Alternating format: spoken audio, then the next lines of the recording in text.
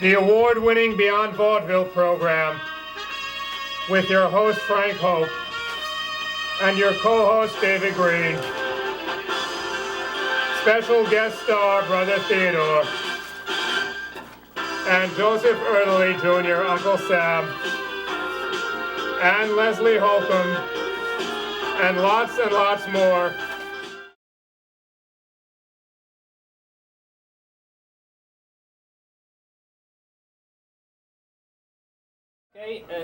Okay, thank you, and welcome once again to the Beyond Vaudeville program. As you can see from the listings that we have lots in store today, and we're going to have lots of things to show later on. Some new things from things that I found, some new things from the collection, and David and I are very happy today because not only do we have a desk, which we've never had before, but we have a very special guest. Not only known locally, but nationally and even internationally. Ladies and gentlemen, Brother Theodore is with us today. Brother Theodore, how are you? How are you today? Well, I'm lousy as always.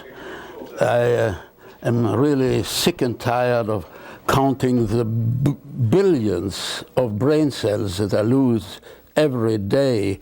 I feel like an escapee from the galloping senility ward. I'm getting on in years, and every time I shave, I need a blood transfusion. Every time I cough, I spit out another tooth. And when I go out for a walk, balconies fall down on my head, which is probably more than you can say for yourself, Frank. Well, now, I've always heard that you get better as you get older. Well, this is a myth. The golden years are not golden years. They are the terrible years. Because what you call wisdom, for instance, for old people, is not wisdom. It is a resignation. You know, so people think when you are resigned, you have lost all your desires. When you are old, you have lost all your desires. You haven't lost your desires, only you cannot find any partner anymore to fulfill your desires. Well, now usually when we have guests on, they talk about shows they're doing, and it's usually good news, but you don't seem very happy today. No, I'm never happy. How can an intelligent person be happy? The people that call themselves happy just are too dumb to know how unhappy they really are. Oh. Because when you see what's going on in the world, not just now, not just the last few years, but always, I think that living itself is a very frightening experience, at least as far as I can see. For every moment of happiness, I have 20 weeks of unhappiness. Oh. That's a bad ratio. Well, you don't know that yet. You're young, in spite of your premature gray hair. Well, David is young, and he seems to have the same kind of outlook, it seems. That I have? Yes. Well, he's a pessimist? Yes, he complains all the time, and he complains frequently on the program itself about how everything's being done. He tells me I'm doing things wrong. So I'm really a competitor for him. If he right. speaks about the same thing, you should have told me that. You should have told me that you speak about the same things I talk. Well, he's a comedian, obviously. He fumes a lot, and I think sometimes he thinks he's being funny doing that, but it really just messes up the program. As he didn't. Yeah, right. Yeah, I think it's funny. Right. Okay.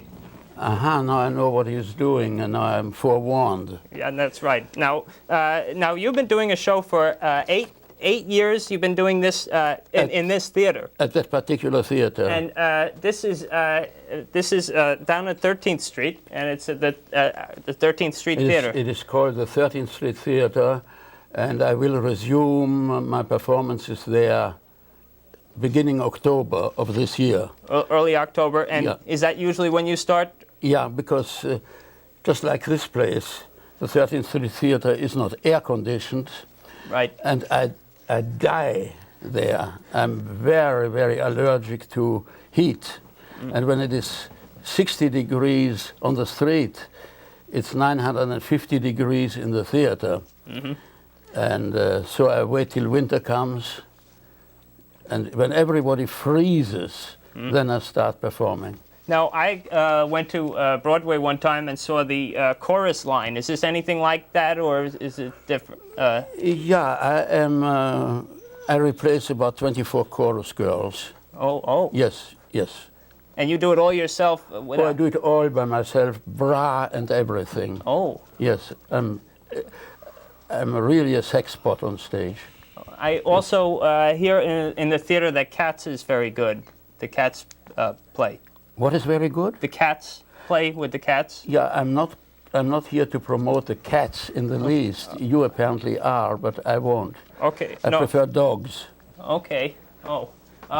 Well, so what else are you up to? Now you were on the Jack Parr show one time, right? Well, this is an understatement. Not that I want to pat myself on the back, but I was on the Jack Parr show, sure, about 6 times. I was on the Merv Griffin show 36 times when he was here in New York. Okay. And I've been on the David Letterman show about 25 or 26 times. So maybe we can have you on here 25 times. That depends how you behave, and especially the way he behaves. You know, well, he ignores me. He looks away when I talk to him. He doesn't answer my questions. So if that goes on, I will never come back here. Never, ever. You heard what I said? You should listen to him, David. Is he funny? No, well, he won't listen. Oh, is he funny? Yeah, he thinks he's being funny, but he's not. Yeah, right. Okay, well, David, how many guests haven't come back because you act the way you act? How many, David? Okay, well, it's not. This show isn't about David. This is a shortcut to being a comedian. You say nothing and you say you're funny. Uh-huh. Huh? Now, so... What are you going to do if I'm just as funny as he is and don't say a word? Well, then you're in a fine pickle. I'd have no one to talk to. Then you have to give a monologue.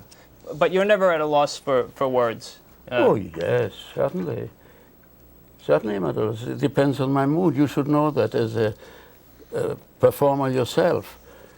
Sometimes you just cannot talk. Or you cannot talk intelligently, or you cannot talk wittily, you cannot talk philosophically. You are just a bore. I mean, not you personally, but all of us. Yeah, I think he means you personally. No, I don't Quiet, please. Thank you, Brother Theodore. It's nice to have someone to put David in his place every now and then. Have you ever had any unusual experiences doing your show from people? Weird reactions, or? Yeah, once a girl asked me very politely, a girl in the audience, a very large audience. I performed at that time in quick succession 6 times at Town Hall. So it's a large theater. And quite suddenly I heard a female voice saying very, very politely, Brother Theodore, may I come up on stage for just half a minute? And I said, well, I don't know you, I don't know who you are, but if you really want, she said, oh, please, please. And she sounded very feminine, very sweet, very lovely. And I said, okay, come up. And she came up, mid-stage. Town Hall is a gigantic stage. And she spat into my face. Oh. And I was a little bit taken aback, and I know that I cannot very well slap a young girl that comes up. Young girl, maybe not. I mean, for me, any girl that is older than 19 is young. Oh. Yeah, I like them 19 up to 24. Then they are too old. Oh, okay. And the way I really like them is, of course, forbidden. Oh. Yes. Do you have anyone now? Do you mean, do I have a girlfriend? Right. Well, this is a very personal question. I don't have what is here in America called one-night stands or so. Oh. So I have steady relationships for a long time. But as I grow older and older, is it supposed to annoy me? Yes. No, it's supposed to annoy go me. back in. Okay. I don't want that competition. Okay. This one is enough. All right. Puppets, stay back. What was your question? Oh, yeah. Well, I have a girl right now. Well, when the lion loses his teeth, it gets more difficult.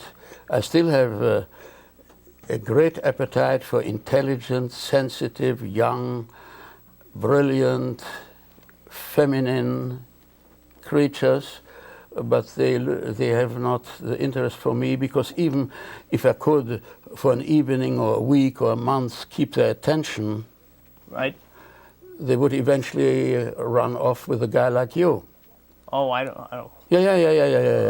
You know? I can just imagine that. All right. Will you please be quiet? This is the second time you disturb me. Now, I won't stand for that. You understand? Have you no respect for old age? Okay. I think now it gives him time for 10 minutes to think of something nasty to do. That's what he does. Know? He's just fuming and thinking about what he can do, and that's what he comes up with. Okay. Would you like to talk to him, maybe? No, well... Am I in any way disturbing you in your dialogue with Frank? Okay. I hope I put him in place. I hope so. It's difficult. Well, not only should he respect your age, Brother Theodore, but also your status. My status? Your status as a performer, a well-known... No. I'm just a freak performer. Oh. I'm just a freak performer. In a tiny theater, I am a freak performer for a few tens of thousands of people, and sometimes I get, in quotation mark, discovered. I was discovered for the Burbs. Oh, yeah, I saw that, the Burbs. I was in it. In the house, you were in the house. But you probably didn't see it. I saw the show and I didn't find myself either. But they treated me marvelously, except they didn't give me a part. They paid me royally and let me be as quiet as, what is his name? David. As David is now. I was as unimportant as a piece of furniture as David is here. Well, I thought you were good, and... how could I have been good? I was really just a piece of furniture. You looked... I looked good? Yeah. No, they saw to it that I look as bad as I possibly can.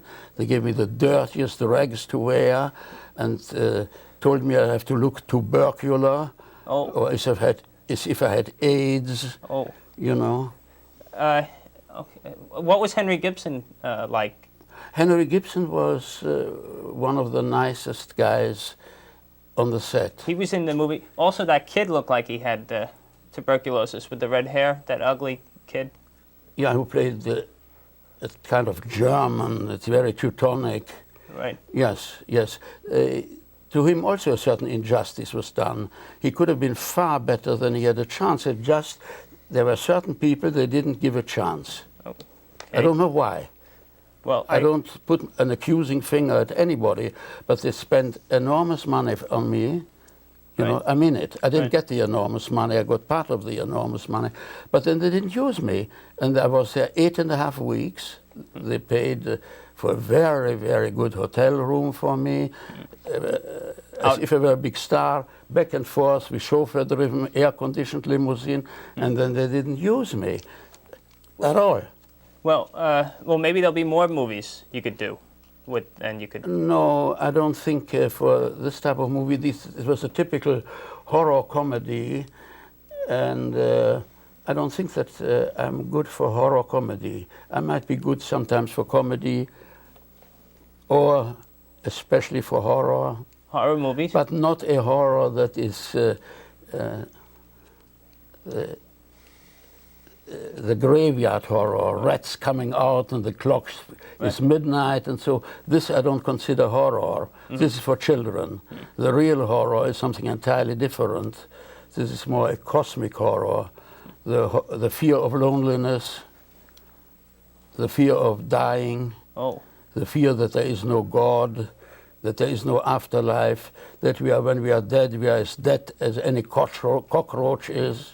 So you don't need blood in movies? No, I think this is very superficial, and it's for 14, 15-year-old kids. Right. But of course, there are many 50-year-old people who behave or feel like 50 years.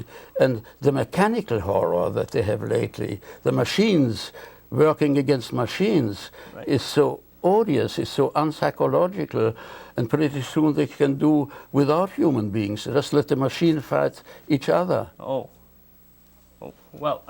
Well, Theodore, we're having a great time chatting, but we do have other guests, and you mentioned that you would have to be moving on, so we want to thank you very much for coming on. Yes. And I'll thank you on behalf of me, and it's Thank not up you, to David. and I thank you, and I hope you make true your promise that someone is going to take me home, because I walk on a cane. Okay? Got that, David? Okay. Thank you. Okay, let me just get your Bye-bye. mic, Theodore. Theodore, if I can just get your microphone there. I wanted to take it home. Okay. Thank you very much, Brother Theodore. And May I listen to this gentleman now? oh yes, Mr. Erdelyi is going to be coming up now, and we're going to bring out now Joseph Erdelyi Jr., who's a New York legend, and he's Uncle Sam. So please, I'm just going to show you a few things while we bring out Joseph Erdelyi Jr. One thing I just want to show is I brought in my Barry Manilow collection, and that one over there. Okay, and we've got this is the Barry album, and then there's Barry Manilow Live, which opens up, and you got Barry Live there. And there's also Even Now, Barry Manilow, and Barry Manilow 1, of course, and Barry Manilow 2. This one I like because it has Mandy on it, and I Want to Be Somebody's Baby, and It's a Miracle are all on that. Also, Barry Manilow, this one's for you. And on the back it has him in a dreamy pose, sitting in the studio. And also Barry Manilow Trying to Get the Feeling, and Barry Manilow One Voice. That's a more current album. And then of course Barry Manilow's Greatest Hits. So I recommend, if you like Barry Manilow, you can just buy this one, and it has most of the stuff on it. So you can just get that, and it even has Daybreak on it. Okay. Now, Mr. Erdelyi, it's a pleasure to have you on the program. Thank you for coming on. Just put your microphone on there, and that's my co-host David Green, and well, okay. Now people know you in Manhattan because anytime you go anywhere, if you go to a street fair or if you go to any kind of function, there's Uncle Sam, the one and only Joe Erdelyi. So what have you been up to lately, Mr. Erdelyi? Well, I've been busy with music, you know, as always. Right. And I'm getting ready to go to Europe now for good. Okay. So use me if you have to. And that's what I've been busy with. And I wrote some music now. I wrote some music that has been compared with the music of Zoltan Kodály. Okay. Zoltan Kodály. Yes. Okay. He was the collaborator of Bartók. Okay. Yes. We played a concert, you know, and they heard me there. People there, including one young woman who won a prize in Hungary for singing. She has a very beautiful voice, and she is a countess. Oh. A real countess. A real... David's not listening. Yes, she is, and she's a very good. So we sing some duets. I have some tapes. Now you mentioned Bela Bartók. Using Bela Bartók's music, you've written Requiems for John Lennon and Christa Mcauliffe. And Bartók and Kodály. Okay, and one of them, it's 31 minutes long, right? What you wrote? That's the one that's the migration of the Hungarians from the Ural Mountain region to the Danube Basin. Oh. That is 31 minutes long, and it won a Hungarian Nobel Prize. Oh, okay. But now here in Cleveland, they have that, you know. Hungarians send in music and things in literature and so on. Now in America, though, you do campaign songs and songs about our great leaders in the America. And now you did one for President Bush. Two for him. Could we hear one of those? Well, I'm sorry, I didn't prepare that for this, but I have a song here for Quail. Okay. Would that be all right? That's great. Quail. All right. And now, by the way, I'm sending my bust to Europe. This is a bust of myself. Okay. And I'm sending it to Europe. It's going to be put at my grave. It's being put up on this, you know. But that's a long way away. No, well, before cold weather, I hope. Oh no, I mean before you go to, well, okay, well maybe. That's right. No, I'll plan on going very much. Now, the reason I just want to show you this bust that they made of me. Okay. Can you see it? We'll hold that up, and you can do your song, Mr. Erdelyi. All right. I'll do the Quail Song there. then. It is right there. Okay. That's right. That's fine. Okay. And all right, so that's it, and I'm very proud of it. All right, now I'll sing the Quail Song. Okay. Campaign song for Vice President-elect Dan Quail of the state of Indiana. Where's that water? Is this it? Yeah, that's water. All right. And how are we doing on time, please? All right.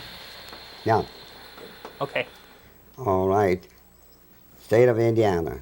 Quayle, Dan Vice President. Spell it right, get it right, easy you can see. One nation under God, liberty and justice. Quayle, Dan Vice President. One nation under God, liberty and justice. Quayle, Dan Vice President. Oh, say, can you see by the light what we proudly behail, our flag do we hail. Let it wave, ever wave, for glory and for freedom. Quayle, Dan Vice President.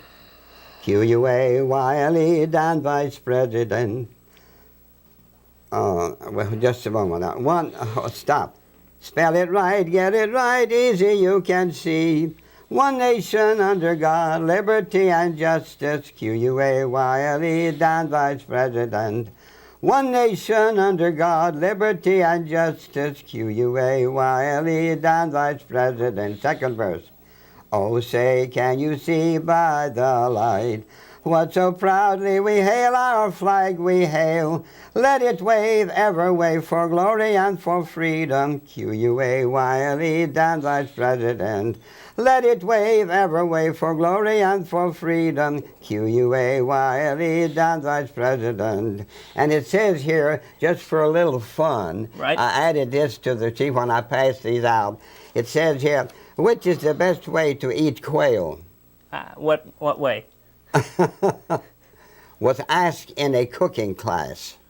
There was no answer, but soon a young wise guy from the back of the class said, with knife and fork. Okay. Now, Mr. Erdelyi, I just want to introduce our next guest, too, so we have him here as well. Please welcome Mr. Leslie Holcomb, who we've had on before, but we've welcomed him back because... you can say, Mr. Erdelyi. All right, fine. Now, oops. Oh, okay. sorry about that. All right. Everything's under control back. Okay. Okay, Mr. Holcomb. Now, you brought some things with you today, or do you have you brought some books that you were going to show us? It doesn't include any books yet. Okay. You wanted to take a look at these at the last time I was here, when we never got around to it. Okay. So let me just get this open. Now, these are books that you picked up at various science fiction. Books. I don't have any books. Okay. I do have a few other knickknacks, though. Let me just get them out. All righty. These two items I picked up at conventions, I think within about a month or so. This is supposed to look like a lightsaber from the Return of the Jedi movie. This is a sonic screwdriver from Doctor Who, which is made in Great Britain.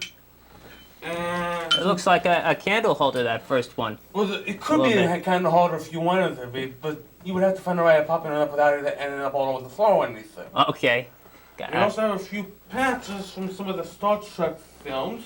Okay. And movies. And that would go right on your shirt there, like Spock has. Put on a shirt or a jacket or whatever. Okay. You also have a few cards you might be interested in.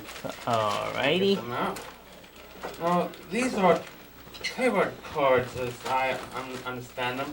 I found them at a convention in the Roosevelt Hotel. Okay. And those are like, that's what they use, the witches use those. Well, stuff, actually, no? these are. I don't know who would use. I don't know if witches would use them, but I do know. I think they call them mediums or how's I put this? Oh. What I think they're called fortune tellers. A fortune. Oh, okay. And there's another deck in here you might be interested in. This one I think you can play a game of pyramid on. It's called pyramid. I got the instructions in here somewhere. Oh, they're like greeting cards. No, not greeting. They're these are playing game cards. But They're a different shape. yeah, they're from a little-known TV series known as Battlestar Galactica, which I don't think was very popular for whatever reason. With Lorne Green, Yes, you know the series in that case. right? The Bonanza guy Yes, was in that's that. Now, Mr. Erdelyi, I just wanted to. I was thinking what you were thinking about the flag or the flag burnings that have been going on. Oh, yes, I wrote a piece about that. I didn't bring it with me. But I say in that, burn the flag, no. Instead, celebrate Old Glory with 4 new versions of the Star-Spangled Banner written by Uncle Sam. And that's you. Yes. Yes. I bet Leslie and Dave, you didn't know you'd meet Uncle Sam today. This is a pretty And he surprise didn't to shake me. hands with me. Well, all right. It was a big surprise to me when I came in. Well, there he is. Oh, yes, so that's a story about that. Yes. Now, Leslie, you say you've been recognized from being on the program, right? There's some firefighter friends of mine who work in the station down the block from where I live recognized me, and there was also a superintendent who works in my building. He also recognized me. I think there were a couple other people who may have recognized me as well. From previous time I was here. From being on the program. Yes. See, so David, it's good that we have guests like Leslie who gets recognized and people get to know all about our show, and it's not just a waste of time. Then, see that? Just keep the money coming. Okay. Well, now we're running down on time now, so we're gonna wrap up with a song from Terry Jacks, "Season in the Sun," and Mr. Erdelyi, anything we should keep an eye out for with you? What you're gonna be up to? Well, I'm getting ready, to go to Europe, and I'm going to have this bust. The bust. Which was sent to New Jersey yesterday. It's going to be on display there. Okay. At a big Hungarian affair. And then Okay. Well, wait. Then it's going to be sent to Europe. It's going to be put up where I'm going to be buried. Okay. And my grave. We'll keep an eye out for that. And thank you again, Brother Theodore, for coming on. And Leslie, thanks again. You'll have to come back and show us more things from your collection. And David, thank you for behaving for a change. And that's okay.